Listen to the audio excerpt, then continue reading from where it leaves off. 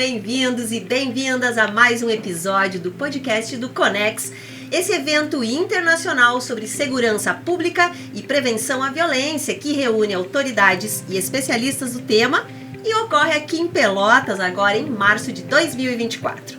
A Prefeitura de Pelotas é a realizadora do evento, ao lado da Frente Nacional de Prefeitas e Prefeitos.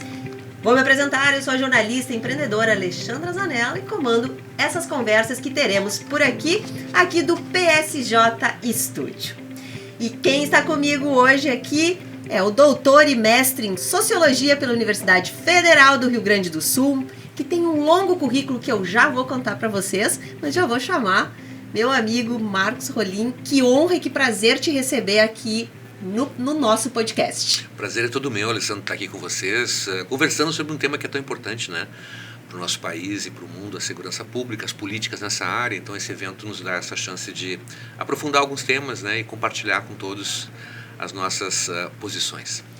Marcos esteve hoje de manhã, abriu aí os nossos 3 dias de conversa, eu acompanhei lá com um grande bate-papo, e eu vou ler um pouquinho aqui da bio dele, para vocês entenderem por que o Marcos está aqui, como ele tem autoridade para falar sobre esse assunto, que é um pesquisador há muitos anos debruçado sobre esse tema da segurança pública, e que é uma paixão para ti, né, Marcos? Sim. Então, tem, né, doutor e mestre em Sociologia pela Federal aqui do Rio Grande do Sul, a URGS, tem pós-doutorado em Sociologia pela mesma instituição, é especialista em Segurança Pública pela Universidade de Oxford, é jornalista graduado pela Universidade Federal de Santa Maria, o que me deixa muito feliz, que é de onde eu também venho, nossa querida Facos. É professor do mestrado em Direitos Humanos no Centro Universitário Ritter dos Reis, em Porto Alegre, vice-diretor da Escola de Gestão e Controle do Tribunal de Contas do nosso estado, membro do Conselho Administrativo da ONG Artigo 19 e da Assembleia Brasil da Anistia Internacional. Também é membro fundador do Fórum Brasileiro de Segurança Pública e do Instituto Cidade Segura. Presidiu as comissões de Direitos Humanos da Assembleia Legislativa e da Câmara dos Deputados e também foi membro titular do Conselho Nacional de Política Criminal e Penitenciária. Não acabou. Não acabou. Autor, entre outros trabalhos, de A Síndrome da Rainha Vermelha, Policiamento e Segurança Pública no século XXI, Desarmamento, Evidências Científicas, Bullying, o Pesadelo da Escola e a Formação de Jovens Violentos sobre a etiologia da violência extrema. Entenderam por que o Marcos está aqui, veio conversar com a gente? Então são muitos anos, né, Marcos dedicado a isso. Nome da palestra de manhã, da conversa, foi Panorama da Violência no Brasil, Reflexões e Desafios. Qual é o principal desafio, Marcos, que temos aí sobre esse tema da área da segurança pública? A pergunta de $1 bilhão. Mais ou menos. Os desafios são muitos, né? Como a gente tem um tema muito complexo, sempre diante de um tema complexo, nós temos desafios que também são muito complexos, né? Essa ideia, assim, que às vezes as pessoas têm de que isso aqui é muito simples de resolver, a gente basta fazer isso e resolveu, cuidado, né? Muito cuidado, porque há sempre uma resposta simples e errada para o problema complexo. Mas eu diria assim, se eu tivesse que escolher um desafio, como síntese mesmo, eu diria o seguinte, que talvez o principal desafio da segurança pública no Brasil hoje seja o desenvolvimento de políticas públicas com base em evidência. A gente não firmou, infelizmente, no Brasil uma tradição de construção de políticas públicas baseadas em evidências científicas, né? Então a gente, em geral, não tem política de segurança. Quando tem, são políticas reativas, baseadas em ideologias, né? Na cultura institucional de uma polícia, por exemplo, que vai reproduzindo um modo de fazer, né? Mas não uma política de segurança pensada sistemicamente, racionalmente, né? Com base em evidência, ou seja, aquilo que de fato funciona. A gente não consegue, Alessandra, saber antes do experimento, né, o que funciona. É preciso intervir na realidade, medir os resultados dessa intervenção, avaliar essa intervenção e dizer, bom, bacana, isso aqui está produzindo um resultado porque eu estou medindo isso, né? E mais, esse resultado ele tem uma relação custo-benefício que compensa esse investimento, porque também eu posso produzir resultados melhores fazendo as coisas de maneira mais barata, né? Evitando desperdício de recursos. A eficiência. Em última instância, o tema para isso é a eficiência. Então, além da eficácia, a eficiência. O Brasil não tem isso. Então a gente tem muito assim um sistema de segurança pública desarticulado, né? Nós temos 3 níveis da União, os estados e os municípios, que dialogam muito pouco nessa área. Não temos uma política nacional definida, não temos tampouco políticas estaduais. Há um que outro estado que avança um pouquinho mais, que define um pouco mais. O Rio Grande do Sul, por exemplo, acho que avançou nos últimos anos algumas definições importantes, mas ainda, digamos assim, longe de uma política sistêmica de segurança pública. E alguns municípios, essa é a novidade. Eu acho que no Brasil nós temos tido nos últimos anos algumas experiências, é verdade que são poucas, mas algumas experiências espalhadas em vários estados, em municípios, onde se avançou muito. Eu coloco Pelotas com destaque nessa realidade. Não é nenhum favor, não diria isso se não acreditasse profundamente. É que nós temos acompanhado a evolução, né, dos municípios. Pelotas eu acompanho desde o início. De alguma forma ajudei no começo. Pacto pela Paz. Pacto no Pelotas pela Paz. Chegou numa redução aí até um dado de 70% na criminalidade, né? Sim, em alguns casos. sim, é impressionante. Assim, Pelotas virou um case internacional, né? Já é uma experiência que vem sendo debatida em fóruns internacionais. As evidências colhidas aqui é de que as coisas estão funcionando e produziram resultados muito expressivos, né? Isso significa que é perfeito, que não há limitações? Claro que não. É óbvio que Pelotas tem muitos desafios também na área da segurança e é impossível tratá-los de todos, né? Mas o importante é que aqui há uma experiência onde se firmou uma política de segurança com base em evidências, né? Ou seja, a prefeita Paula Mascarenhas não teve uma ideia, né? Vou fazer tal coisa. Não, ela se assessorou de pessoas, né? O Instituto Cidade Segura deu uma grande contribuição, Alberto Koptic e outras pessoas, né? A Tâmara, Biolo Soares, são pessoas que são estudiosas nessa área e que ajudaram muito, né, na construção dessa solução, ou dessas soluções que estão sendo implementadas aqui com a liderança da prefeita, que é um outro ponto muito importante, né, Alessandra, porque para se construir uma política pública, qualquer área, mas especialmente numa área difícil como essa, segurança, é fundamental que o gestor, né, assuma a frente do processo. Se ele não assumir, é difícil que produza o engajamento necessário, né? Normalmente, quando o servidor público, ele nota que o prefeito ou o governador não está muito empenhado naquilo ali, ele também não se sente tão estimulado a assumir, né? A iniciativa privada não é diferente, né, Marcos? Eu acho que deve ser muito parecido, né? Se as lideranças não estão ativas, puxando, há uma tendência de uma certa acomodação. Sem dúvida, eu acho que há. E aqui eu acho que se construiu essa ruptura, quer dizer, havia uma ausência de política de segurança, é como se o município não tivesse a ver com isso, né? É a realidade mais comum assim no Brasil, é um pouco essa. Os municípios, por uma questão cultural mesmo, se imagina que a segurança pública é um dever do Estado. Por quê? Porque o Estado é responsável pelas polícias, né? Então, quando a gente estabelece uma espécie de redução do tema da segurança é igual à polícia. A gente está perdendo já a complexidade do desafio, porque é claro que as polícias são muito importantes, muito. São parte do processo. São parte do processo e uma parte imprescindível. A gente não vai ter política de segurança pública sem contar com uma boa atividade policial. A polícia é muito importante. Mas ela não dá conta do recado sozinha, e seria uma injustiça pedir que as polícias dessem conta. Porque as polícias tratam do problema quando ele já foi apresentado.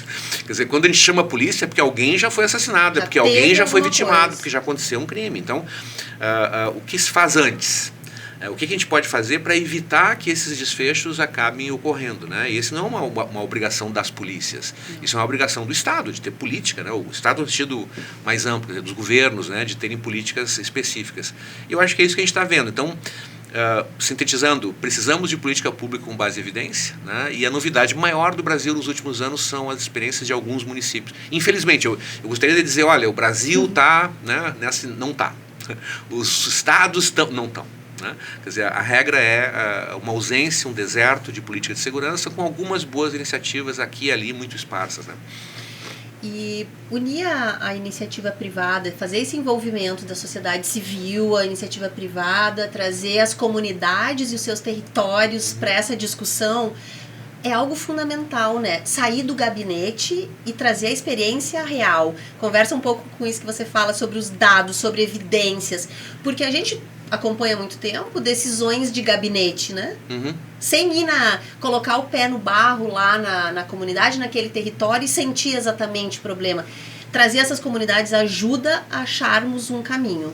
Sem dúvida nenhuma, né?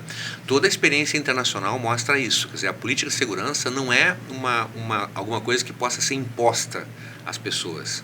Não é um produto que é elaborado por tecnocratas e que de repente desaba sobre a cabeça do cidadão.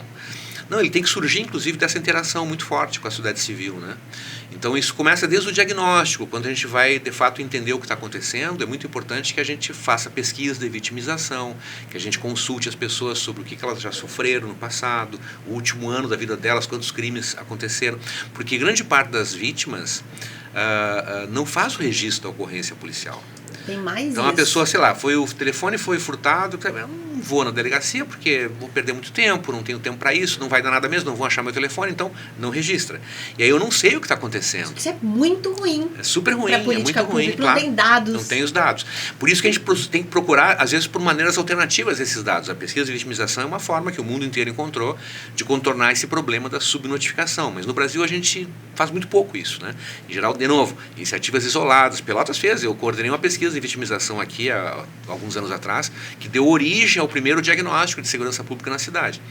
Então, esse é um primeiro ponto, assim, né, de contar com a participação das pessoas desde o diagnóstico do problema, né? A partir do momento que se tem um diagnóstico, eu tenho uma ideia dos problemas, é fundamental convocar a população, a sociedade civil, as entidades, e aí, assim, ó, é todo mundo. São as empresas, né? As empresas têm um enorme interesse nisso, porque um país um município, por exemplo, que é muito violento, onde há muitos crimes, isso espanta investimento, isso espanta emprego. Então, quem é que vai investir numa cidade que é tida e a vida como um horror de violência? A pessoa, não, aqui não, vou botar num lugar mais seguro. A brincadeira que fazem sempre, né, a expressão, não vou para a capital do crime. Exato. Ninguém quer ter esse título. Ninguém. Então os empresários são muito interessados em contribuir com isso, né? Agora, se eu não ofereço a eles um caminho racional de contribuição, eles vão acabar também achando formas de contribuir que nem sempre são as melhores, né? Por exemplo, a Colômbia tem uma tradição muito já firmada, onde um grupo de empresários financia pesquisas sistemáticas de vitimização. Porque eles descobriram o quanto isso é importante para o diagnóstico, para acompanhar a realidade. Aqui, muitas vezes, o empresário quer ajudar, ele vai lá e compra arma para a polícia. Entende? Mas será que armar a polícia ou dar mais armas para a polícia é o melhor investimento para a segurança? Entende? Então, esse é um tema que é preciso conversar com as pessoas. Então, ter um projeto de segurança pública ajuda a abrir esse diálogo, né? O Pacto Pelotas pela Paz, eu também acompanhei lá no início isso, eu fiquei muito impressionado porque ele envolveu assim dezenas de instituições, dezenas. Eu participei de algumas reuniões aqui, Ministério Público, Poder Judiciário, empresas, centros comunitários, igrejas, né? Que são muito importantes. São centros de acolhimento especialmente para mulheres, né? Sem dúvida, sem dúvida. E cada um de nós, na condição de cidadão, nós sempre podemos fazer alguma coisa. É muito interessante isso na própria prevenção. Por exemplo, eu acompanhei muito, eu morei um ano na Inglaterra, eu me lembro que na Inglaterra, quando alterava a temperatura, ia entrar o verão, por exemplo, a polícia distribuía de todo jeito panfletos, avisos, dizendo, olha, o tempo vai começar a mudar, vai esquentar, não deixe sua janela aberta, né? Porque aumenta os furtos. Então, assim, tem uma série de coisas que o cidadão pode fazer para prevenir certos delitos, né? E especialmente quando nós construímos uma relação de maior confiança da população nas polícias, então uma polícia mais próxima das pessoas, uma polícia que não é violenta, uma polícia que é respeitadora, ela acaba construindo relações de confiança com a população. Quando as pessoas confiam na polícia, o que acontece? Elas falam para a polícia, elas relatam o que sabem. Se a população tem medo da polícia, se a população acha que, bom, essa polícia eu não sei, porque eu posso falar alguma coisa, de repente alguém pode contar lá para o criminoso, então eu vou ficar na minha para não morrer, né? Então eu tenho a lei do silêncio. Então as pessoas não falam para a polícia. E quando a polícia não tem essa informação da cidadania, ela tem muita dificuldade de atuar, porque ela está atuando meio no escuro, entende? Então o principal recurso que o policial tem não é a arma que ele carrega na cintura, é a informação que ele tem. Se ele tiver uma boa informação, ele sabe o que fazer, ele foi preparado para isso. Agora, quando ele está na rua e não tem informação, como é que ele age, entende? Vai ficar totalmente no escuro, ele está à mercê, ele pode ser surpreendido, ele pode ser morto, né? Porque há muitas circunstâncias que o policial está exposto à violência também. Então a população pode ajudar, né? Muito, né? Mas para isso a gente tem que ter todo esse cuidado de ter uma polícia que age de uma forma respeitosa, de ter uma política de segurança no município, de contar com a contribuição de todos os órgãos, né? Às vezes uma decisão que o Poder Judiciário pode tomar tem um enorme impacto na segurança pública, né? Às vezes uma proposta que a gente pode construir numa escola, no atendimento na área da saúde, vai impactar também alguns fatores de risco na segurança e são muito importantes. Então, o desafio é esse, né, Alessandra? Pensar isso de uma forma complexa como um todo, né? Articulando essas pontes, essas partes que estão soltas, digamos assim. Porque o tema da segurança pública, ele é transversal a absolutamente tudo na nossa vida. Me parece que esse é um ponto de partida que a gente ainda está ajustando para entender que tem essa transversalidade, né? Sim. Que a arte, a cultura e a educação, por exemplo, assim como a saúde, são fundamentais para essa girada de chave, né? Sim, não, decisivo. É isso que eu chamo assim o paradigma da prevenção, né? Se eu pensar a segurança só nessa dimensão repressiva, tipo assim, segurança pública é o que a polícia faz quando ela vai lá e prende o sujeito que praticou um crime. Então, prendeu, foi para o judiciário, foi condenado, vai para a cadeia. Tá, então eu estou seguro agora. Não, né? Porque as condições que formaram aquele criminoso continuam operando e vão formar outros, né? Então, por isso que a polícia, às vezes, ela tem, os policiais mesmo dizem isso, pô, a gente está enxugando gelo. Por que enxugando gelo? Porque está sempre fazendo a mesma coisa todos os dias, prendendo. E a situação não melhora, pelo contrário, ela vai piorando, né? Porque na medida que eu encarcero muitas pessoas, e da forma como se faz no Brasil, eu junto essas pessoas dentro de cadeias que são horrorosas, né? E permito que elas se associem, que elas se organizem. Então, no Brasil, historicamente, isso deu origem às facções criminais. Todas as facções criminais, que são muito ameaçadoras para a segurança pública, né, é aquilo que a gente chama de um crime mais organizado, né? Algumas delas são bastante poderosas, né? Se estabeleceu que não se deve falar o nome das facções, eu acho isso uma bobagem, né? A gente deve falar o nome para as pessoas saberem. O primeiro comando da capital, por exemplo, é uma facção muito perigosa, muito bem organizada, né? Que atua fora do Brasil, inclusive internacionalmente, né? Como é que ela começou? Ela começou dentro do Carandiru, em São Paulo, se organizou dentro do presídio. Tem uma série que está circulando agora, eu estou em dúvida se está na Netflix ou se está na Amazon, que conta a história, como nasce o PCC. Sim. E eu já vi 3 vezes, porque é, assim, fascinante realmente. As estratégias, o que mostra ali, né, as estratégias, a maneira de organização, e assim, correndo o Brasil todo em presídios, tendo uma comunicação praticamente estruturada. Sem dúvida. Mas isso que a gente chama de facção de crime organizado surgiu dentro de uma instituição do Estado, que é o presídio, né? No Carandiru, aliás, o PCC é formado depois do massacre do Carandiru, que é também um detalhe interessante. Quer dizer, quem acha que é uma boa assim, matar preso, né? Vamos matar esses vagabundos e coisa e tal. Como se fosse solução. Como se isso fosse solução. No caso do Carandiru, a gente teve um dos maiores massacres penitenciários da história mundial, né? 111 presos foram assassinados. É uma vergonha para o Brasil. É uma vergonha até hoje. Mas esse massacre produziu o PCC. Né? Porque ele se organiza. É interessante isso, porque é uma coisa assim, só no Brasil mesmo. Essa facção é formada e há uma ata de fundação. A ata disponível, você pode ler a ata. Eles escreveram uma ata de fundação, os motivos, por que estamos organizando o partido do crime. Porque se a gente não fizer isso, a gente vai ser assassinado no presídio, então nós vamos defender. Começa assim, entende? Então, mas não é só essa facção. O Comando Vermelho, no Rio de Janeiro, surgiu em presídios. Todas as facções surgiram dentro de presídios. Elas são resultado de uma incúria, do desleixo, da falta de investimento e dessa noção brucutu de segurança pública, que acha que tratar mal o preso é uma coisa bacana, entendeu? Isso é só entrar na cabeça de quem não é profissional, de quem não estudou, de quem não conhece segurança. O cara tá lá, os dados mostram outra coisa. Quer dizer, e no mundo inteiro, no mundo todo, no mundo inteiro. Quanto mais tu tiver, por exemplo, política de execução penal orientada por evidência, a gente percebe o quanto é possível recuperar as pessoas. A grande maioria desses presos, aqui de Pelotas, de qualquer cidade do Rio Grande do Sul, do Brasil, a grande maioria deles, com um pequeno apoio, com uma pequena formação, educação prisional, trabalho prisional, eles saem da prisão e não voltam para o crime. Se tiver essa chance, é um empurrãozinho, entende? É uma chance. Tratá-los com respeito e garantir educação e formação profissional significa uma grande medida preventiva. A gente faz o contrário, né? A gente não dá educação, não dá trabalho, submete ao sofrimento, permite que eles se organizem em facções, empilha pessoas em cadeias horrorosas, insalubres, achando que as pessoas vão ficar melhor. Jamais, né? jamais. Óbvio que não. É porque é impossível isso, né? Claro, impossível. Claro. E a gente sabe pelas pesquisas também que a comunidade encarcerada, maior crime, é periférica e negra. É isso. Então tem mais esse recorte que é preciso olhar e entender por que são essas pessoas que estão, pelas faltas, né, de todo um racismo estrutural aí que temos, que permeia isso tudo e que são discussões que a gente precisa trazer para a superfície para poder discutirmos de fato políticas públicas eficientes. Sem dúvida, sem dúvida.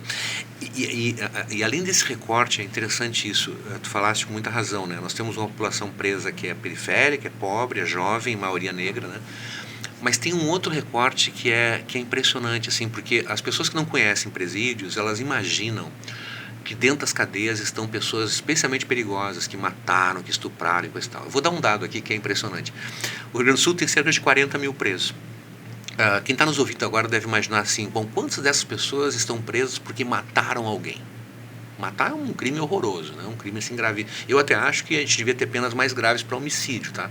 Eu tenho uma visão assim muito contrária a agravamento de pena e coisa, acho que isso não ajuda em nada, mas alguns crimes, especialmente graves, como homicídio, por exemplo, deveriam ter uma pena maior, na minha opinião.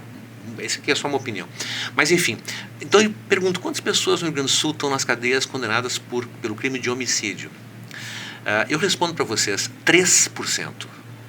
Somente 3%. Então, assim, se perguntar quantas pessoas estão na cadeia pelo crime de estupro, crime sexual, que é gravíssimo, é 1%. Então, assim, no Rio Grande do Sul, estou falando, né? Essa massa de presos que nós estamos produzindo não é o cara que está matando, não é o cara que está estuprando, porque o matador e o estuprador, para ser preso, tem que ter investigação policial. Quer dizer, a vítima foi estuprada, ela não sabe quem praticou o ato, e aí, o cara está no mundo, onde é que está esse cara? Como é que eu acho esse cara? Entendeu? Matou alguém, o cara sumiu, quem matou? Ninguém fala. Então tem que ter investigação. Quem é que eu estou prendendo? Eu estou prendendo em flagrante gente pobre vendendo droga na rua.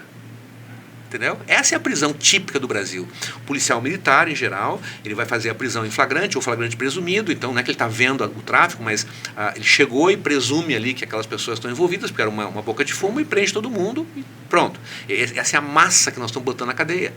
Então, mas não está prendendo o chefe. Não está prendendo o chefe, não está prendendo o financiador do tráfico, não está prendendo quem lava dinheiro. Está prendendo lá embaixo. O varejo. O varejo, que é uma vítima também. Também. E olha só o detalhe. Qual o sentido dessa prisão? Porque, tá bem, eu vou lá e prendi, digamos, aqui em Pelotas, prendi hoje 10 jovens que estavam traficando. Tá? De fato, estavam traficando e foram presos. Muito bem. Esse crime é considerado um crime hediondo, ele vai ser condenado por tráfico, vai passar bom tempo na cadeia, nas condições que nós conhecemos dos nossos presídios, vai se organizar em facção, se não tiver faccionado, ele vai se faccionar dentro da prisão e vai sair dali... Até para ficar vivo. Até para ficar vivo. E vai sair dali habilitado a praticar outros crimes muito mais graves do que vender substância ilícita. Muito bem. Mas qual o dano que eu produzi no modelo de negócio? O tráfico de drogas é atingido por essa prisão? De maneira nenhuma, Alessandra. 10 minutos depois da prisão desses 10 jovens, tem fila nos bairros onde eles moravam para ocupar o lugar. Então, essa é uma mão de obra que o tráfico repõe muito facilmente. Então, por isso que eu digo que a sensação que os policiais têm, eu compreendo muito, de enxugar gelo, é isso aqui.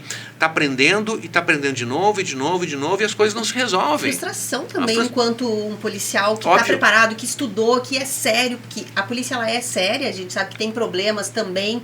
Mas vamos partir desse princípio.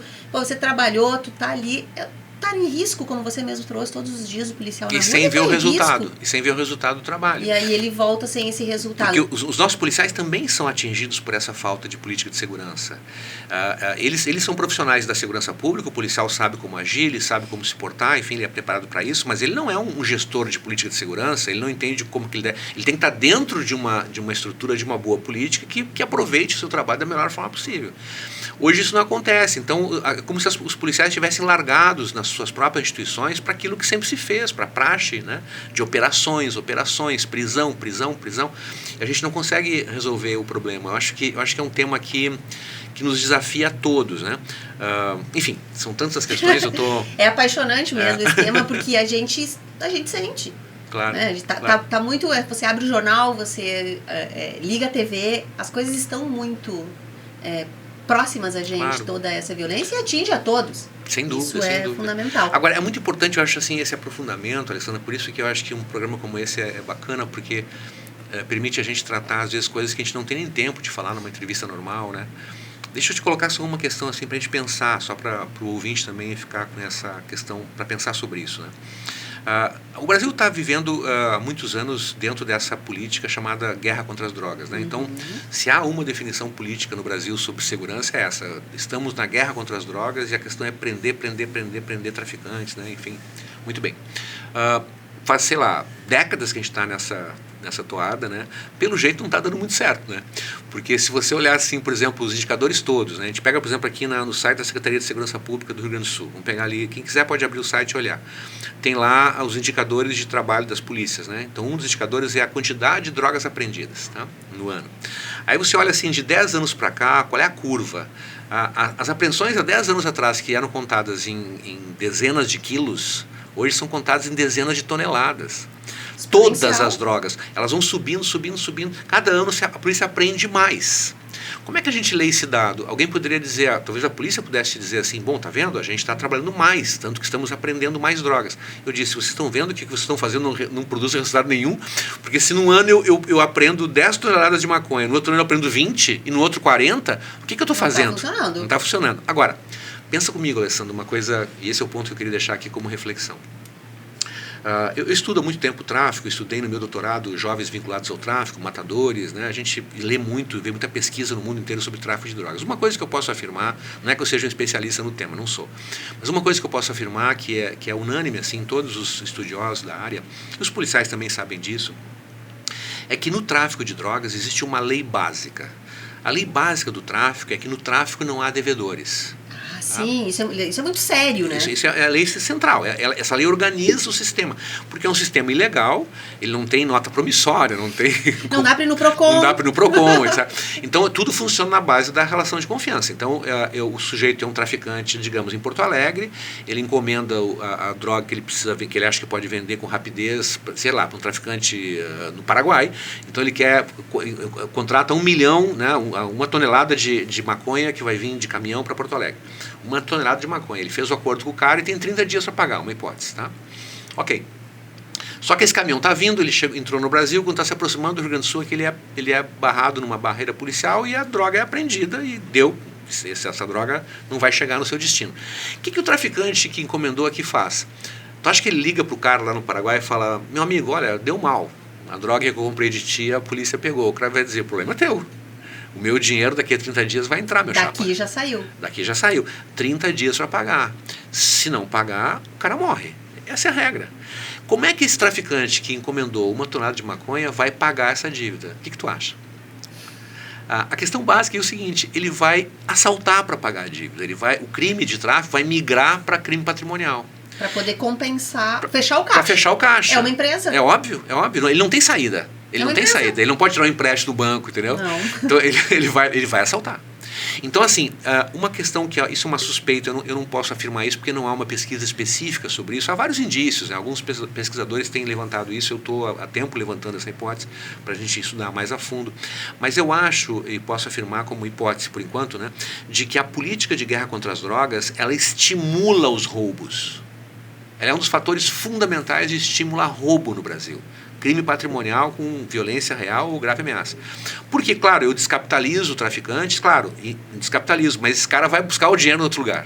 Não tem essa história de fiquei com o prejuízo e vou bancar o prejuízo porque a polícia pegou. Porque entendeu? O bancar o prejuízo é a morte. É óbvio. E olha como é perverso essa organização, né? Uhum, esse modus operandi e muito eficiente. Claro. Porque a gente vê há muitas décadas isso se repetir. É eficiente. Está ilustrado em livros de ficção, em filmes, em séries, não é? Sim. Muito bem ilustrado isso, porque é uma realidade. Claro. E o mais maluco, né, Alessandra? Porque a gente pensa assim, esse negócio que é o negócio mais lucrativo do mundo, que é o tráfico de drogas, movimenta, enfim, fortunas no mundo inteiro. Ele surge fundamentalmente a partir de uma decisão também do Estado, que é a proibição de consumo de certas substâncias, né? Quer dizer, o proibicionismo, ele produz o tráfico. Né?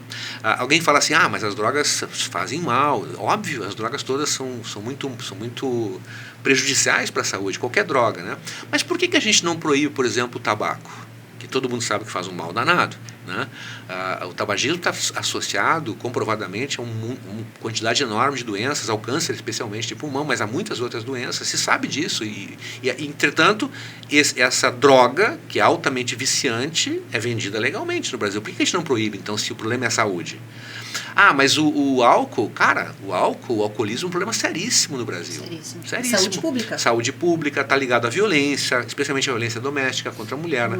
Isso está ligado a acidente de trânsito, é uma mortandade no trânsito, a bebida é um problema sério no Brasil. Por que a gente não proíbe o álcool? Já que faz tanto mal. Entendeu? Por quê? Porque se nós proibíssemos o álcool e proibíssemos o tabaco, nós produziríamos o tráfico de bebida alcoólica e de tabaco, porque é um mercado de milhões de pessoas. E que não vai acabar. Que não vai acabar num passo de mágica, entende? Essa foi a experiência da lei seca nos Estados Unidos. Os americanos, no século passado, tentaram acabar com o consumo e a venda de bebida alcoólica. Aprovaram uma emenda à Constituição. Não podia produzir mais bebida alcoólica, nem vender, cadeia, crime e tal. O resultado disso qual foi? Eles importaram a máfia para os Estados Unidos, porque a máfia descobriu que ali havia uma grande oportunidade de enriquecer, importando bebida e vendendo clandestinamente. Então tu cria o tráfico, né? Produziram um dano à saúde enorme, porque muitos produtores faziam álcool na garagem da sua casa, né, de forma totalmente ilegal, sem controle de qualidade. Controle nenhum. Em vez de produzir álcool etílico, produziram álcool metílico, que leva à cegueira e à morte das pessoas.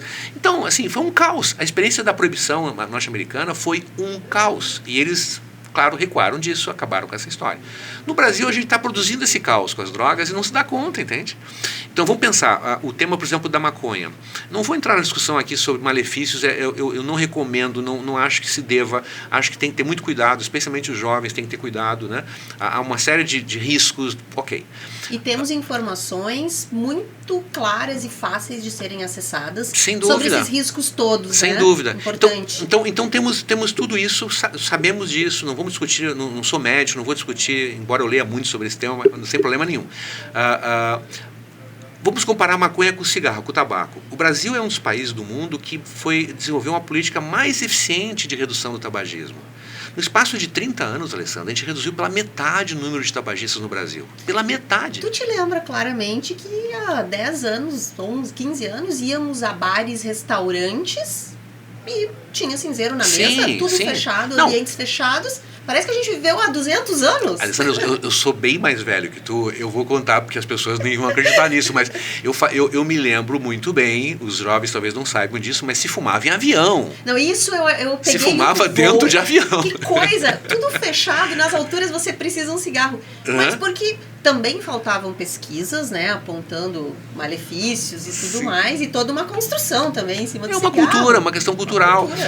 Claro, havia propaganda de cigarro na televisão, os jogadores de futebol faziam propaganda de cigarro na TV. Né? Entrando para jogar. Fumando. Tem jogadores que fumavam no intervalo dos jogos. É uma coisa assim, absurda. Isso aconteceu há 30, 40 anos atrás. Parece que está falando de 200 anos, Marcos. Mas nesse espaço de tempo, que é um tempo relativamente curto, né, na história de um país, o Brasil avançou de uma forma extraordinária na redução do tabagismo. Eu fumei durante 30 anos.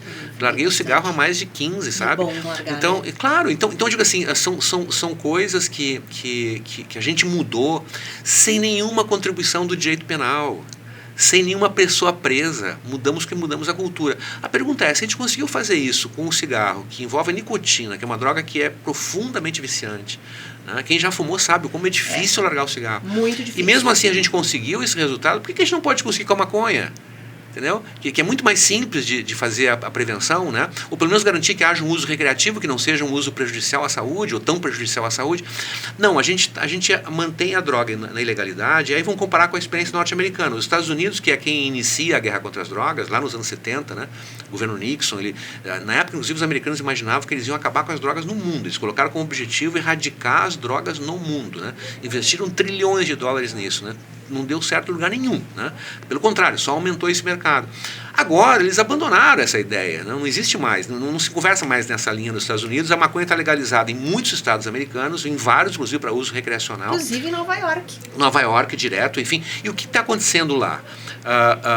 Bom, nós tivemos um efeito positivo, um desencarceramento muito grande. Muitas pessoas que estavam na prisão por serem usuárias de maconha ou vendedoras de maconha foram colocadas em liberdade porque a maconha foi legalizada.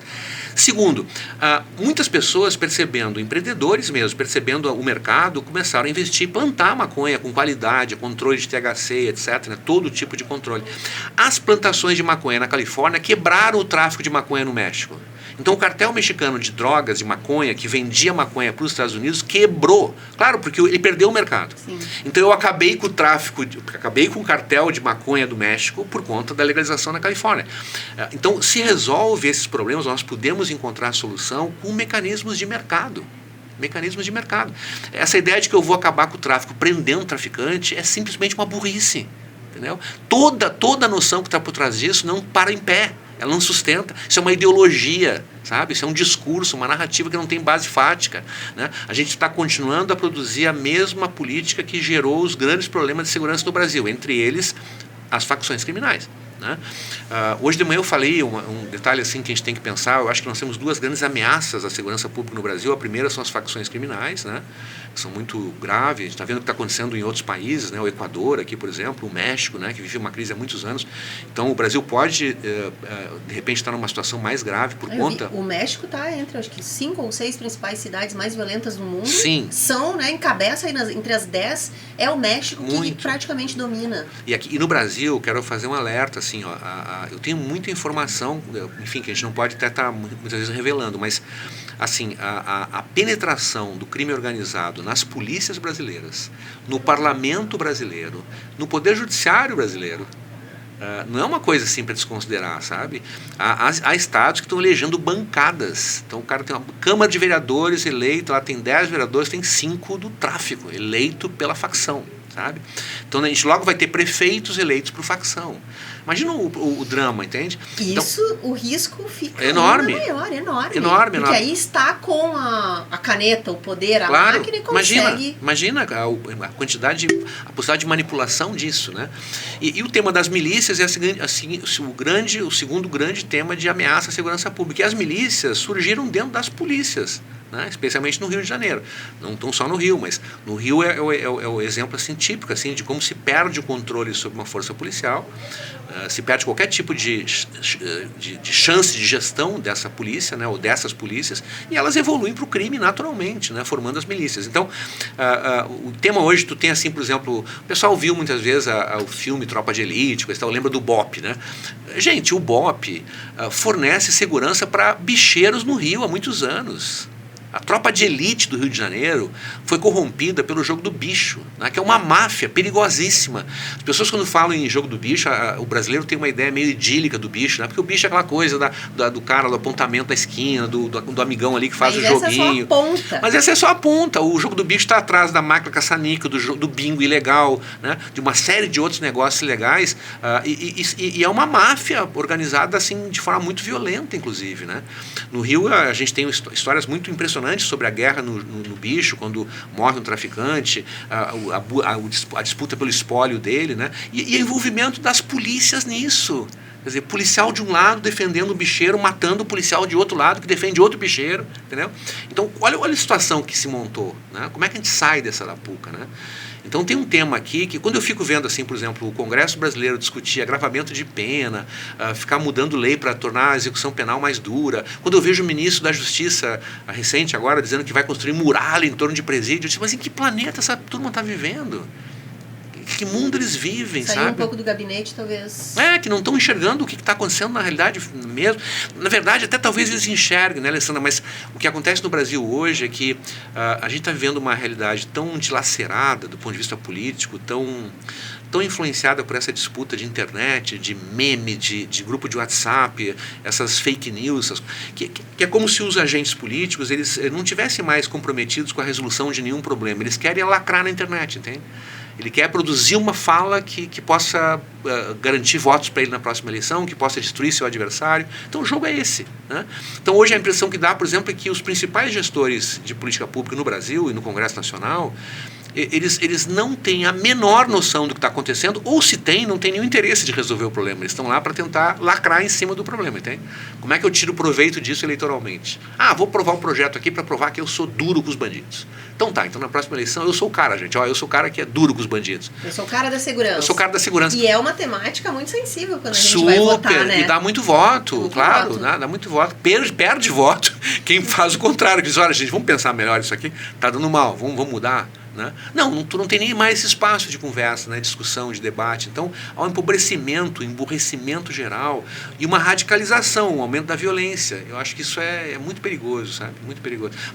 Estou falando isso só para, mais uma vez, destacar a importância de um evento como esse. Quer dizer, que eu ia te perguntar, vamos falar um pouquinho desse evento aí. Nossa, tem 3 dias com muito conteúdo.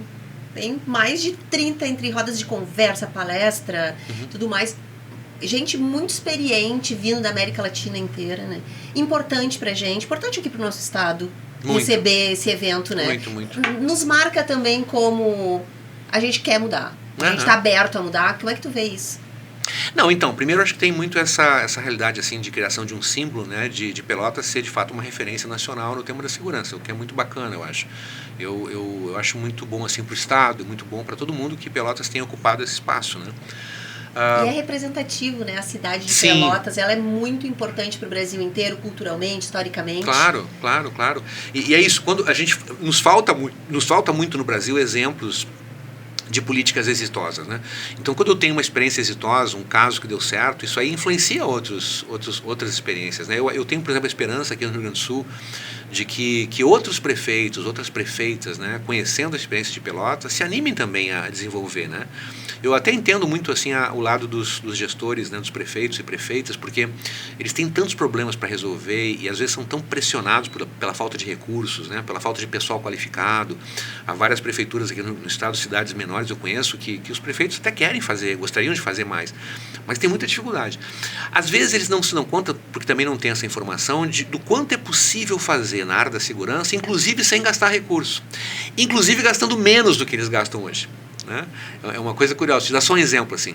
A grande parte dos municípios brasileiros, né, e aqui no Rio Grande do Sul também, as prefeituras sustentam abrigos para crianças que foram afastadas das suas famílias biológicas, né? Então, criança maltratada, violada sexualmente, é muito comum que haja uma medida protetiva, essa criança acaba saindo, né, do convívio daquela família agressora e vai ficar num abrigo por um tempo, né? Às vezes a ideia é para que elas fiquem um pouco tempo até que possa resolver a situação ou alguém da família ampliada possa assumir a responsabilidade. O que acontece muitas vezes é que grande parte dessas crianças elas acabam ficando no abrigo e não saem mais. Elas vão ficar ali até completar 18 anos. Quando completa 18 anos, abre a porta, elas estão na rua. Não tem para onde ir, Não tem para onde ir. E durante esse tempo todo, elas ficaram numa instituição que, por melhor que sejam os técnicos, eles não criaram a condição de um vínculo familiar elementar. Porque é uma criança, por exemplo, que tem turno de atendimento. Então, tem 3, 4 turnos que vão atender essa criança. Quem é hoje? Não sei, é um turno, trocou o turno. Tu não tem mãe, não tem pai, não tem cuidador, não tem afeto, não tem relação de vínculo. Então, assim, é uma péssima ideia deixar uma criança que já é vítima de maus tratos. Ainda mais criança que está se formando. Exato, numa instituição como essa, especialmente por longa permanência. Então, o que alguns municípios estão fazendo? Ijuí, por exemplo, é a referência nossa nesse caso, aqui no Rio Grande do Sul. Né? Ijuí desenvolveu, e outros municípios já têm experiências muito interessantes, um projeto chamado Família Acolhedora. O que é a família acolhedora? Se cadastra famílias, em geral pessoas que, sei lá, aposentados, ou alguém que já teve filhos e está só o casal e gostaria de cuidar de alguém, coisa e tal. Pessoas que têm, na verdade, muito bem selecionadas, porque tem que ser pessoas assim, responsáveis, né, que deem prova dessa sua responsabilidade, etc. Não é qualquer pessoa. Mas essas famílias se cadastram no programa e elas vão receber essas crianças e recebem um salário, por exemplo, por criança por mês, entende? Então, tu vai ficar com uma criança, vai cuidar por um tempo necessário e vai receber todo o mesmo salário, que não é para botar no bolso, é para pagar as despesas dessa criança. Só que esse salário que essa família vai receber é, às vezes, 1/3 do custo de um abrigo. Entendeu? Então tu tem uma economia. Então tu tem uma economia e a qualidade aumenta um monte, porque essa criança vai criar vínculo com essa família. Entendeu? Depois, muitas delas, inclusive, crescem e mantêm esse vínculo, né? Que é como se fosse um pai ou uma mãe emprestado, que cuidou dela durante um bom tempo. É um programa maravilhoso. É mais barato do que abrigo, entendeu? E é muito mais eficiente que abrigo. Então, e tem um enorme efeito preventivo, evidente, na violência, na segurança. Né? Então, esse é só um exemplo para mostrar que é possível investir em segurança pública nos municípios e gastar menos que os prefeitos estão gastando. Não é para gastar mais. É claro, alguns municípios que têm maior potencial, médios, grandes municípios, podem fazer inversões, podem ter projetos, buscar financiamento e fazer coisas muito mais importantes. Mas um pequeno detalhe como esse da família acolhedora, por exemplo, basta uma lei municipal para garantir a autorização do parlamento, né? E Juí, de novo, repito, é a nossa principal referência, porque é o município que começou isso. Bom, a gente pode avançar um monte, né, em situações como essa. Mudança de comportamento, de ideia, de cultura, na verdade. Exato, de olhar que a gente não precisa sempre repetir os mesmos padrões, e que a gente pode inserir coisas novas e trazer experiências. Pegar o exemplo daqui de Pelotas, pegar o exemplo de Juí, assim como o Rio Grande do Sul tem uma conexão muito grande com a Colômbia, e temos olhado muito, né, para Medellín, que foi uma cidade que estava acabada, alta criminalidade, tudo, e hoje é uma cidade recuperada, que está em processo de, obviamente, referência. E a gente pode... Ninguém está dizendo, né, Marcos, para ir lá buscar e querer implantar aqui, trazendo as nossas características, a nossa cultura, mas a gente pode se inspirar em ações desse jeito que deram certo e que a gente pode trazer para cá. Claro. Marcos, que alegria essa conversa nossa. Eu tinha prometido para ti que ia ser meia hora, mas não tem como ficar só meia hora falando sobre isso. E eu só que me diz uma coisa, quando que tu girou essa chave, ou sempre foi assim, essa paixão por esse tema? Teve algum momento assim que tu, cara, quero seguir por isso? Pois é uma coisa curiosa, muito na vida da gente acontece por acaso mesmo, né? Eu comecei muito jovem na política, me elegi vereador, eu tinha 20 anos, enfim, lá em Santa Maria, e logo no começo do mandato, eu tinha muito uma formação em direitos humanos, já era membro da Anistia Internacional, então meu primeiro projeto na Câmara foi a criação da Comissão de Direitos Humanos, né? Então eu tinha assim, uma vocação para trabalhar nesse tema, mas era muito menino, tinha pouca experiência, enfim, não tinha muita condição. E um belo dia... energia. Sim, muita pouca experiência, mas muita energia. Muita boa vontade, digamos assim. E um belo dia eu estou na Câmara e uma senhora, uma senhora bem de idade mesmo, a gente chamava lá de vó Diná, uma figura muito querida lá em Santa Maria, fazia um trabalho assistencial dentro do presídio. Ela me procurou, soube que havia um vereador de direitos humanos, né? Só tinha essa referência, tinha dado no rádio, não tinha internet. Não sabia quem era. Foi lá me conhecer e disse, se eu podia ajudar. Eu disse, mas o que a senhora, qual é o seu problema? Ela disse, não, eu estou vindo do presídio agora, eu vou toda semana lá. E eu vi um rapaz lá que foi muito machucado, ele bateram. Ele está lá numa cela assim, nessa condição horrorosa, eu quase não reconheci de tão ferida que ele tinha no rosto. Eu disse, nossa, mas eu posso lá sim, eu vou lá ver esse cara. Eu digo, me faz um mapa aqui do presídio, como é que eu tenho que entrar e coisa e tal. Ela me desenhou a galeria, disse, tá aqui nessa cela, eu tinha todo um mapinha, nunca tinha entrado no presídio na vida, né? Aí bati lá no presídio, abriu, eu sou o vereador fulano de tal, vim fazer uma visita. Os caras ficaram meio perplexos, acho que nunca tinham recebido uma visita de um vereador, pensaram que era uma visita mesmo, né? Vou visitar o diretor, abriram, eu entrei, quando eu entrei eu digo, onde é que tá? Aqui, fui entrando e cheguei na cela do cara, entendeu? Na surpresa de todo mundo, e o cara estava lá amontoado, tinha sido muito torturado, né? E, bom, eu bati foto, saí dali, enfim, montei um banzé na cidade sobre isso, né? Isso era na época da ditadura ainda. Então, tu imagina assim, o impacto disso, né? A partir dali, esse fato ele gera uma cadeia causal, digamos assim, de outros acontecimentos, porque aí tu vai recebendo mais denúncia, chega mais demanda, e tu acaba assumindo, quando tu vê, tu tá envolvido no tema da violação, enfim, até a cabeça. E aí, Alessandra, aconteceu uma coisa que eu acho que foi boa, que foi o seguinte, eu percebi que para atuar nessa área é preciso conhecer muito. Tu não pode improvisar, sabe? As vítimas não precisam da tua compaixão, as vítimas precisam da tua inteligência, precisam de saída, de proposta, de alternativa. E aí que eu sou muito obsessivo, assim, eu disse, bom, se é isso, então tá, então eu vou estudar, né? E aí não parei de estudar até hoje, né? Dá pra ver pela tua bio, porque não dá pra chamar de mini bio. Esse é o problema de ser velho, né? O currículo passa a ser muito grande porque a gente é velho. Jovens há muito tempo, Marcos. Somos jovens há muito tempo. Marcos, realmente que prazer te ouvir e a tua fala de manhã foi muito legal também e essa troca que a gente fez aqui, então quero te agradecer aqui em nome do Conex. Obrigada por ter vindo e obrigada por tirar esse tempo aqui. Eu sei que a tua tarde foi bem cheia também. Sim. Pra vir aqui nesse fim de dia pra gente bater esse papo que é fundamental e que a gente precisa seguir provocando ele. Imagina, um prazer foi todo meu. Deixo aqui um abraço para todo mundo que está acompanhando e também a minha gratidão aqui a todo o esforço de vocês, especialmente simbolizando isso na determinação da prefeita Paula Mascarenhas, que é uma pessoa que eu tenho a maior admiração e muito respeito. Ela é muito comprometida com a função dela enquanto gestora pública. Isso sem dúvida. Muito bom.